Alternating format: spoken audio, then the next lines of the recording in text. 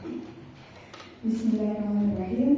Assalamualaikum warahmatullahi wabarakatuh.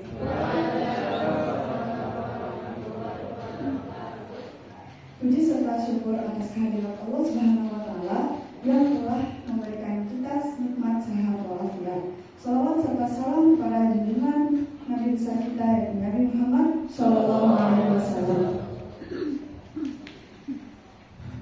Mohon izin kepada Ustaz Nasir Wahab selaku Ketua Yayasan Sekolah Bulan Najwa, kepada Bapak Rahmat MMKD selaku Pengawas Sekolah SMP Bulan Najwa, dan kepada Bapak Fajar Hafiah SPDGR selaku Kepala SMP Bulan Najwa, dan kepada Ibu Dr. Triana Agung selaku penguji sidang tugas akhir hari ini, dan yang saya hormati pula orang tua kelas 9 yang telah hadir di sidang tugas akhir ini, dan kepada kakak saya yang telah menyempatkan diri untuk hadir, dan yang saya sayangi adik-adik kelas 7 dan 8.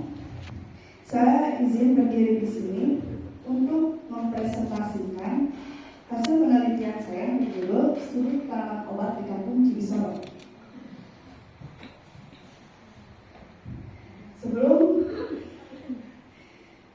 Sebelum masuk pada pertama, mohon izin saya untuk memperkenalkan diri saya terlebih dahulu. Nama saya Dita Cahaya Putri, lahir di Jakarta tanggal 20 Juli 2009 dari angkatan 7 Abdurrahman bin Auf. Selanjutnya saya akan menjelaskan alasan saya memilih judul tema tanaman obat. Berawal dari latar belakang orang tua saya yang bekerja sebagai tenaga kesehatan atau bidan, sehingga seringkali saya melihat orang tua saya meracik obat kimia. Maka saya memilih meneliti tanaman obat untuk mencari tahu apakah tanaman obat sama efektifnya dengan obat kimia atau tidak. Dan karena lokasi penelitiannya ada di Kampung Cibisoro yang kaya akan alamnya, maka saya juga akan mencari tahu jenis tanaman obat apa saja yang ada di Kampung Cibisoro. Alasan dan tujuan saya melakukan penelitian ini, yang pertama, untuk mengenali dunia kesehatan dengan menggali lebih dalam mengenai tanaman obat. Yang kedua, mengidentifikasi jenis-jenis tanaman obat yang terdapat di Kampung Cibisoro. Yang ketiga, mengetahui dosis yang biasa digunakan dalam pemanfaatan tanaman obat. Yang keempat, menganalisis manfaat dan keuntungan penggunaan tanaman obat bagi masyarakat setempat. Metode yang saya gunakan dalam penelitian ini adalah metode kualitatif dengan cara observasi, wawancara, dan dokumentasi. Selama 10 hari saya meneliti di Kampung Cibisoro dengan melakukan wawancara, yang narasumbernya ada perangkat desa, itu Ibu Iis selaku kepala ketua KB, dan Bapak Asep Dedi Wahyudin selaku kepala desa, dan juga ada herbalis, ada itu Ibu Iris dan Ibu Idin. Kemudian warga yang menggunakan tanaman obat yaitu Ibu Cucu, Bapak Jajang, dan Ibu Imas. Dari wawancara yang saya lakukan selama 10 hari di sana, mendapatkan hasil, yaitu ternyata sebagian besar warga Kampung Cibisoro masih menggunakan tanaman obat dari dulu hingga sekarang. Meski sebagian lainnya mulai menggunakan obat kimia, dan bahkan beberapa orangnya mulai hanya menggunakan obat kimia saja. Di sini pendapat mereka, yang pertama, orang yang masih menggunakan tanaman obat menurut bagi mereka tanaman obat lebih berkhasiat, kemudian tidak perlu mengeluarkan biaya dan tidak memiliki efek samping. Alasan itu juga menjadi alasan alasan mereka masih menggunakan tanaman obat. Kemudian yang kedua, bagi orang yang menggunakan tanaman obat dan obat kimia sama seperti orang yang menggunakan tanaman obat. Yang membedakan adalah mereka akan menggunakan obat kimia ketika benar-benar darurat. Sedangkan bagi orang yang hanya menggunakan obat kimia, tanaman obat itu kurang berkhasiat. Kemudian obat kimia jauh lebih ampuh dan tidak semua harga obat kimia itu mahal. Selain melakukan wawancara, saya juga mengidentifikasi tanaman obat yang terdapat di kampung Sorong. Yang itu tanaman obat yang saya temukan ada kunyit, jahe, kencur, serai, bawang putih, dedaunan seperti daun gedi, daun kelor, daun darat, dan kumis kucing, jerinjung, dan manggai. Bunga ganyong ini ternyata selain cantik, dia juga memiliki manfaat untuk kesehatan tubuh. Kemudian daun gedi ini adalah daun yang paling terkenal oleh masyarakat karena paling sering digunakan. Kemudian ada kencur. Mungkin kita sering melihatnya bentuk rempahnya aja, tapi saya melihat secara langsung pohonnya. Berikut tanaman obat yang saya temukan di kampung Cibisaro. Yang pertama ada daun dadap, kemudian ada kunyit, ada bunga pagi sore, bunga labu, jeruk nipis, dan cabai. Menurut saya, bunga pagi sore itu salah satu tanaman obat yang unik karena namanya juga pagi sore dan bentuknya cantik serta warnanya indah. Kemudian ada bunga labu. Ternyata bunga labu itu juga bisa digunakan sebagai media pengobatan. Kemudian ada cabai. Ternyata cabai juga bisa membantu mengobati, bisa bantu meredakan sakit awam meski harus terasa pedih ya. Tapi ternyata cabai itu lebih cepat ke penyembuhannya kebanding pakai garam. Nah, selanjutnya takaran dosis.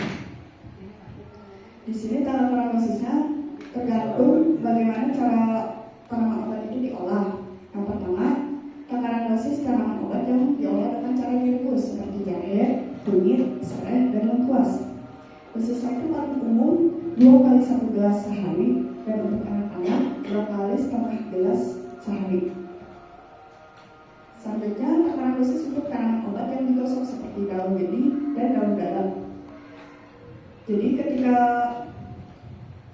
daun gedi atau daun dadap itu digosok dan menghasilkan lendir, maka lendirnya itu dapat digunakan. Bisa langsung digunakan, diaplikasikan ke bagian tubuh yang diperlukan atau bisa langsung diminum. Kemudian takaran dosis untuk tanaman obat yang bisa langsung dikonsumsi seperti jahe dan bawang putih. Nah, dosisnya itu sebenarnya sih tidak ada dosisnya, sesuai kebutuhan saja, tapi sebaiknya tidak dikonsumsi secara berlebihan. Selanjutnya, saya akan menyebutkan penyakit yang bisa diatasi dengan tanaman obat. Yang pertama, demam, seperti bisa diatasi oleh jahe dan daun gedi. Kedua, diabetes bisa diatasi dengan kunyit, kayu manis, daun katuk, batrawali, dan daun sukun. Ketiga, kista bisa diatasi dengan kunyit. Yang keempat, kolesterol bisa diatasi dengan serai dan daun sukun. Kelima, batuk bisa diatasi dengan kapulaga dan daun dinamo.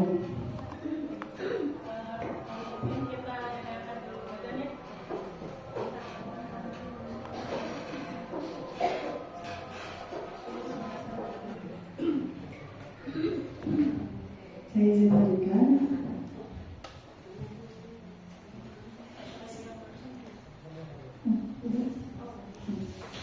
Selanjutnya adalah kelebihan dari tanaman obat, yaitu sebagai obat alternatif pengganti obat kimia, tidak perlu mengeluarkan biaya dan tidak memiliki efek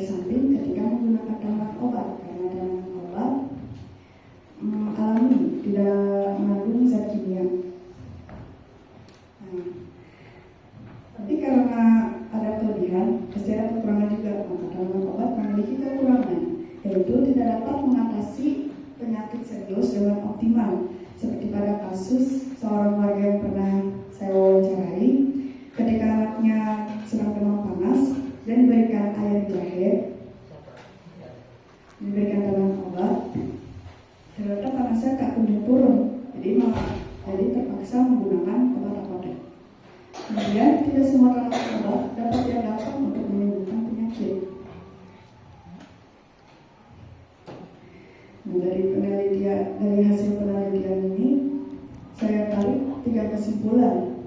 Yang pertama, tanaman obat masih digunakan dan terus dilestarikan sampai sekarang. Yang kedua, sebagian besar warga kampung Cibisorok memanfaatkannya karena dinilai lebih berkhasiat, mudah diolah secara tradisional dan menguntungkan. Yang ketiga, keuntungan tersebut dirasakan baik dari segi kesehatan maupun ekonomi. Setelah kesimpulan, saya akan menyampaikan saran untuk warga kampung Cibisorok. Yang pertama, bagi warga yang masih menggunakan obat apotek dan tidak bisa langsung menggunakan tanaman obat, sebaiknya tidak mengonsumsinya secara berlebihan agar kesehatan tubuh, terutama ginjal dan hati, tetap terjaga. Yang kedua, untuk pembuat jamu tradisional, mulailah mempelajari cara mengolah tanaman obat dengan baik agar dapat digunakan untuk mengatasi penyakit serius. Yang ketiga, akan lebih baik lagi jika tenaga kesehatan di kampung Cibisorok mulai menjadikan tanaman obat sebagai alternatif pengobatan.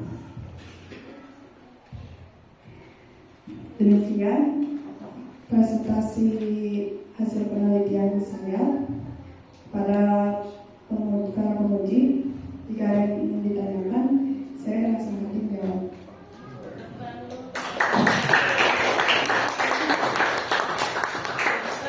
Ini saya akan bertanya sangat cocok ya menurut Bu Intan. Yaitu yang pertama ada Ibu Dokter. Sebagai dokter, bagaimana pandangannya ya? Masya Allah. Dan yang kedua oleh Pak Rohman. Silahkan Ibu Dokter. Iya, alhamdulillah. Dari tadi itu tentang jagung, ternak itu ada. Iya. Alhamdulillah senang sekali saya membahas tentang katanya membahas tentang tanaman obat ya. Penjelasannya ini, komunikasinya ini, visualnya kayak untuk presentasi. Yang pertama, pertanyaannya, jenis tanaman obat itu ditanam di kebun atau di pekarangan rumah? Izin saya untuk menjawab. Jadi kebanyakan sih warga nanam tanaman obatnya itu di kebun, tapi ada juga yang ditanamnya di depan rumah. Kalau saya pernah sempat tanya ke salah satu narasumber, kalau tanaman obat itu dapatnya dari mana? Ada yang bilangnya dari kebun, ada yang bilangnya di depan rumah ada itu yang nanam, atau enggak dari tetangga. Jadi kalau di kebun mah dalam jumlah banyak atau yang dijual gitu enggak ya? Enggak. Biasa suka buat dikasih ke orang gitu ya. Oke. Kemudian dari hasil wawancara setelah berapa lama mereka mengkonsumsi kemudian misalnya sakit apa gitu, bertanya. Jadi biasanya kalau mereka itu memakai tanaman obat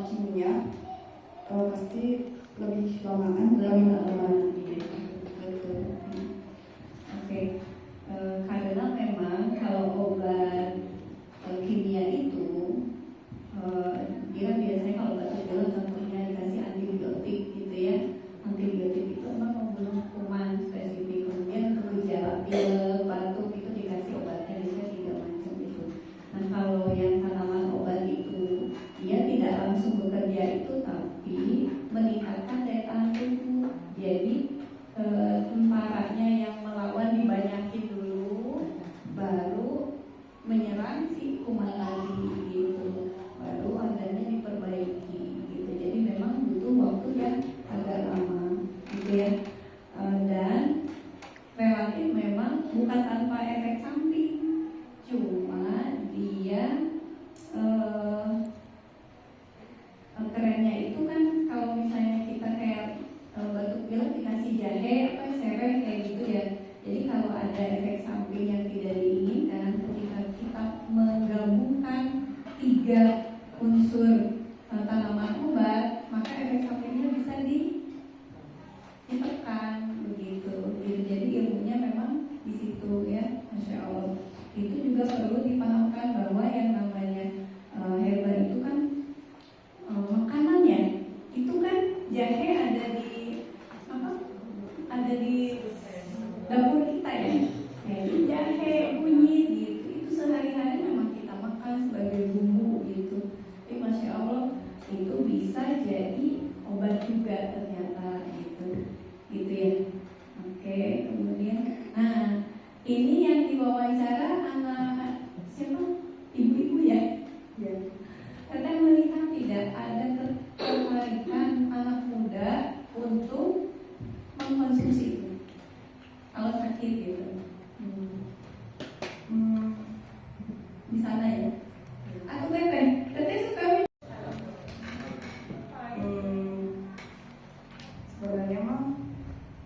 sebenarnya sih saya kurang tahu apakah anak muda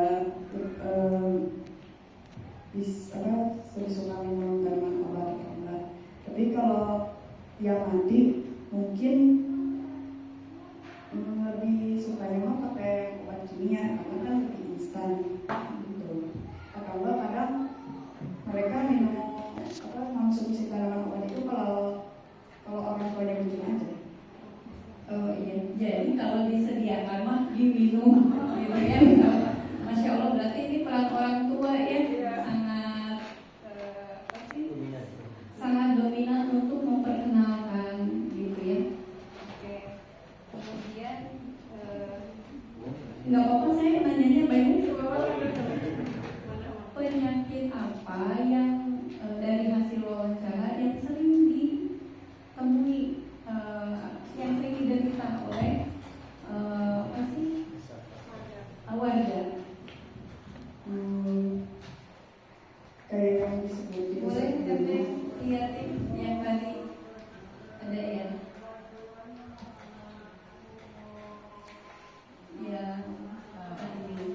Yang sering diderita.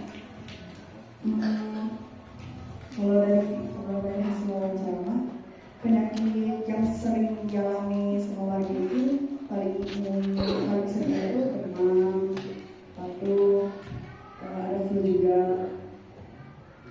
terus sampai ada diabetes juga ada, sama asam urat. Ya, itu ya. Masya Allah, jadi ada beberapa. Kalau demam sepertinya mah sering ya. Ya. Demam itu gejala, mungkin bukan penyakitnya.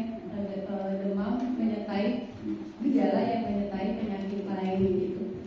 Jadi kalau kita bisa mengatasi demam pada tahap awal gitu, insya Allah tidak akan merembet ke yang lain. Karena demam itu kan tanda ada sesuatu di tubuh kita gitu ya. Nanti kalau misalnya ada kayak COVID lagi gitu, nah itu kan cirinya demam gitu. Jadi insya Allah ini sangat membantu. Yang tadi dikasih jahe itu demam dikasih jahe, memang demam itu ada beberapa kalau di dunia ini ya herbal itu. Jadi ada demam dingin dan demam panas di luar kedokterannya. Kalau jahe memang menghangatkan. Jadi kalau demamnya itu demam yang sifatnya dingin, maka memang dikasih jahe jadi menghangatkan. Tapi kalau yang demamnya memang demam panas, maka dikasih yang mendinginkan. Nah yang mendinginkan itu ada kunyit gitu, ada glotawali gitu, seperti itu. Jadi memang perlu ilmu. Tidak hanya dunia kedokteran gitu. Alhamdulillah kita punya IPB ya. Beberapa tuh ada yang membuka pendidikan non formal yang mendalami pemanfaatan tanaman obat ini. Gitu. Insya Allah kita bisa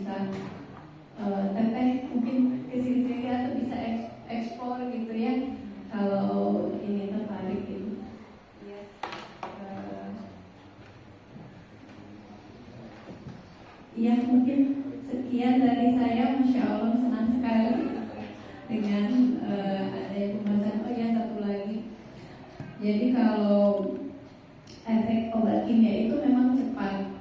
Jadi kalau untuk penyakit akut, Masya Allah, penyakit akut yang gawat, darurat, itu obat kimia memang lebih disarankan. Tapi kalau untuk usia muda yang di sini mah ya, usia di atas 40, 50 yang muncul itu penyakit degeneratif kayak hipertensi, kolesterol itu, belum kista. Kista ada di mana-mana ya. Ada kista, ada kanker, ada diabetes gitu, gula darah yang tinggi. Nah itu Masya Allah, seperti yang tadi kita bilang, tidak hanya untuk pengobatan, itu untuk menjaga kesehatan gitu ya, untuk fungsi hati, kunyit untuk fungsi hati gitu, ada obat ginjal yang tadi apa ya, kumis kucing ya, daun sendok, kumis kucing, Masya Allah itu. Jadi untuk merawat sistem organ kita itu sebenarnya dengan tanaman obat gitu. Tapi jangan lupa, karena ilmu kedokteran barat juga ilmu Allah, jadi tetap bahaya fungsi hati dan ginjal itu air. Jadi minum air bening harus cukup gitu ya. Kemudian makannya pola makan, kemudian olahraga kayak gitu. Masya Allah, kalau kita kombinasikan itu insya Allah bisa menjaga kesehatan gitu. Iya, terima kasih Teteh, keren.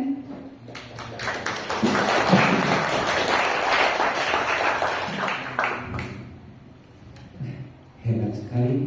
Nanti mau jadi apa? Jadi dokter. Sebenarnya sih gak sesuai sama keluarga, tapi mau jadi penulis.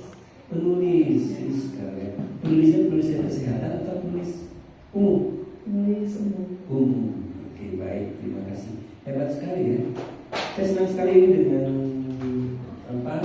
penelitian ini, karena ini memang sudah mulai ditinggalkan ya oleh masyarakat ya, dengan pengobatan tradisional ini. Ya, namun kalau kita lihat di sosial media itu mulai muncul lagi nih, ya, penggiat untuk mengingatkan bahwa obat-obat tradisional ini begitu bermanfaat gitu ya, begitu bagus gitu ya. Dokter siapa ya Bu yang mendiakkan tentang pengobatan dengan Zainul Akbar gitu ya. Nah itu, dan yang lainnya banyak sekali gitu ya. Hebat, keren ya. Ada beberapa hal yang ingin ditanyakan. Kalau kita lihat tadi wawancara dengan herbalis ya, siapa itu herbalis? Maksudnya bukan orangnya ya. Kalau herbalis itu adalah orang yang membuat maksudnya bukan obat-obatan apa ya bilang? Kalau di sini, kalau ini kan bukan obat ya teman. Tanaman obat tapi kerumahan. Oke, itu seperti itu ya. Nah, pembuatnya atau bagaimana? Herbalis. Yang di sini, yang diwawancara. Ya,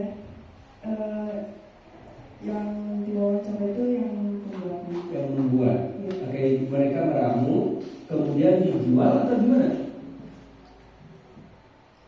Karena apa ya?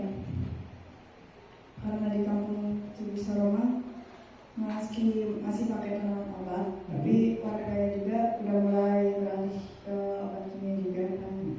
Jadi apa namanya, dari jual buat sendiri aja gitu. Buat sendiri. Jadi beliau ini meramu untuk diri sendiri. Iya, tapi kadang juga kalau ada tetangga yang sakit atau ya ada orang yang sakit suka dibikinin. Oh, oleh beliau ini. Iya. Oh, hebat ya, keren. Kemudian tadi masyarakat pengguna kimia tadi mengatakan di sana ya, kalau Bapak ya, obat kimia itu kurang berkhasiat. Maksudnya gimana tuh? Karena itu kan karena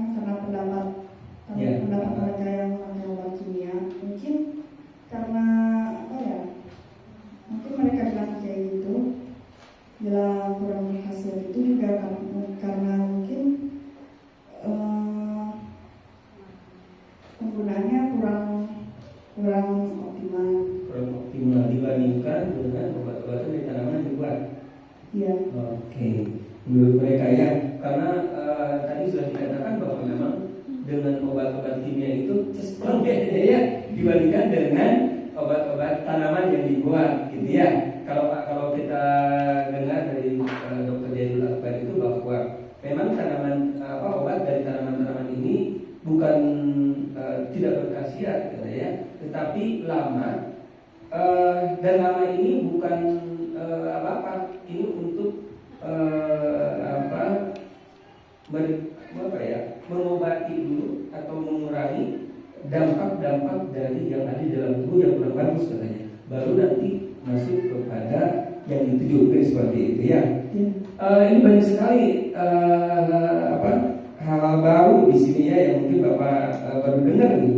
Daun gedi, tahu, kemudian juga daun bangle gitu ya. Anehnya, sorry saya sih aneh Ibu ya. Ada daun gedi, gedi ya. Nah tadi daun gedi itu caranya untuk mengobati demam ya? Caranya gimana tuh? Cara pengolahannya itu digosok. Ya, jadi kayak digosok. Cara gosoknya itu kayak ngeluarin getahnya labu siang gitu. Nah nanti kan pas digosok itu bakal keluar lendirnya. Lendir itu bisa langsung digunain. Di ini saja atau sebelum Bisa sesuai itunya bagian yang sakit. Itu untuk demam kan ini ya? Kalau tadi ya. Oh, pada yang sakit. Ya. Jadi di sini aja atau sebelum Bisa ini. Kalau demam tuh di sini biasanya ya. Kalau demam itu misalkan kalau kita beli ya tempel di sini gitu. Ya. Kalau ini demam di sini aja atau seluruh tubuh? Ya di dahinya aja. Oh dahinya aja, baik. Setelah ini ya di sini kan ya untuk mengurangi panas gitu ya. Baik. Hebat, keren ini. Mudah-mudahan nanti jadi penulis. Ya. Ih hebat. Kalau penulis berarti harus banyak referensinya ya.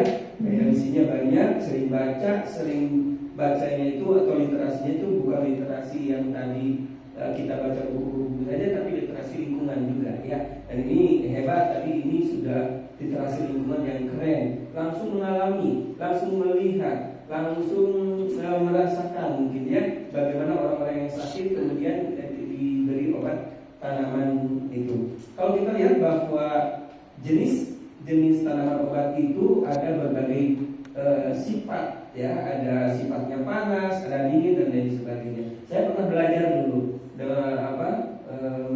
dulu saya masuk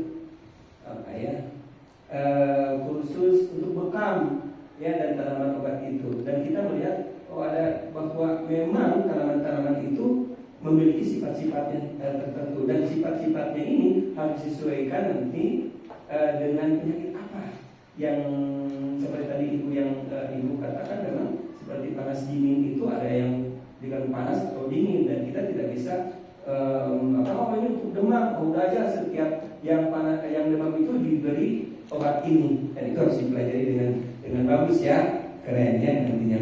Kemudian disarankan ya nanti memang kalau di kampung itu tanaman itu banyak ya, dan itu tidak akan habis. Tapi mungkin alangkah lebih bagusnya disarankan untuk nanti ya sarannya masyarakat Parangbalis dibuat dikeringkan, kemudian ya mungkin dibuat seperti masukkan ke dalam kapsul atau apa, sehingga itu lebih lebih cepat mungkin nanti ya, supaya nanti kalau misalkan ada ini tinggal diminum atau bagaimana, atau dibuat sederhana sehingga ketika ada yang sakit ya langsung diimplementasikan gitu ya. Gita namanya panggilannya. Oke, Gita hebat, keren. Mudah-mudahan jadi penulis yang hebat ya. Mudah-mudahan juga nanti penulisnya itu kan di sini kesehatan itu kan agak sedikit ya, agak sedikit kurangnya dia untuk herbalis itu. Nah mungkin nanti penulisnya itu masuk masuk ke bidang-bidang kesehatan yang tanaman obat ini. Hebat, keren. Amin. Mudah-mudahan jadi ya hebat, keren. Itu aja ya. Terima kasih. Assalamualaikum warahmatullahi wabarakatuh. Tepuk tangan dong untuk yang dikasih.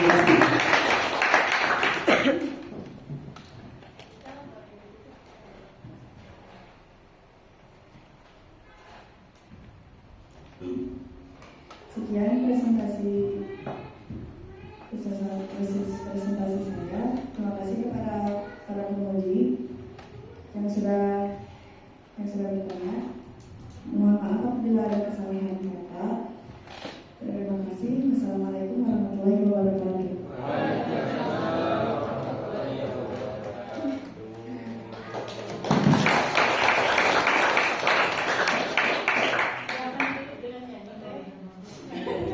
Oh, kita nyanyi. Sukanya ini Gita Gutawanya Najwa.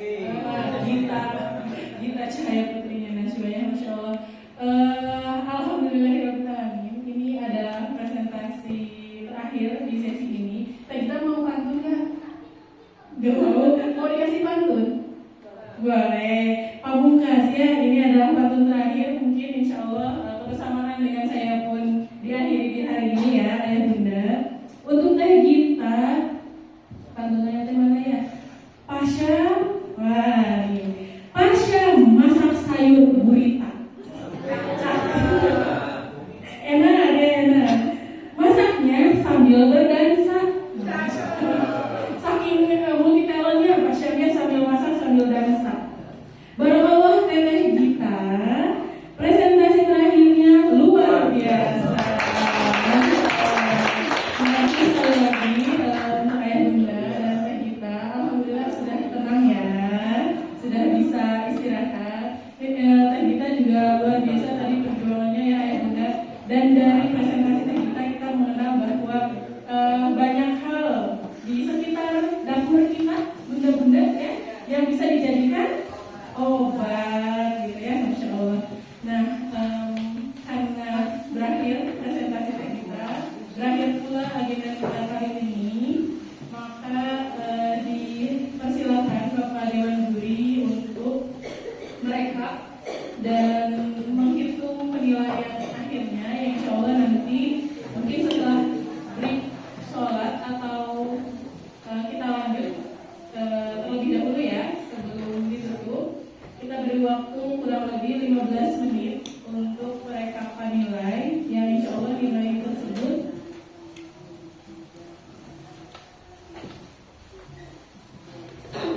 ada tambahan dari materi.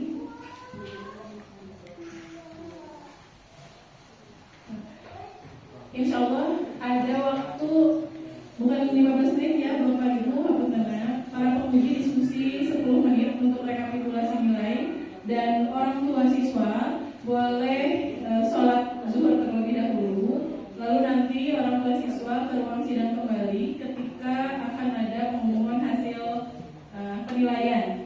Waktunya 10 menit juga dan nanti insya Allah akan ada acara seremonial penyebutan nilai sidang TA beserta agenda penutup